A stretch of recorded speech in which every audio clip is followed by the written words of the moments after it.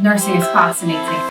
No 2 days are ever the same. There's always so much to see and do, and I think that's what I like the most. It's the varied work that really sort of excited me.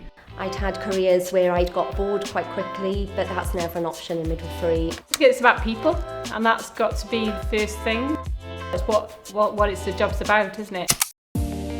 It's seeing that range of different people from different parts of society and working with those people to provide good outcomes. I really like the challenge of being able to care for people and provide that sort of holistic care, really. I suppose it's not just about the physical care, it's about the psychological care, what their family needs. Dealing with people at their most vulnerable when they need you most.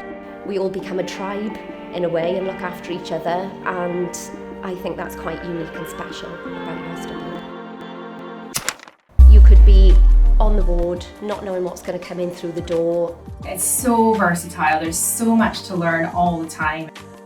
There's always continuous learning, and I think you need to be up for that as a nurse. I think it's a real privilege to care for people when they're in a sort of vulnerable situation, they trust you, and I think you can really make a difference every day.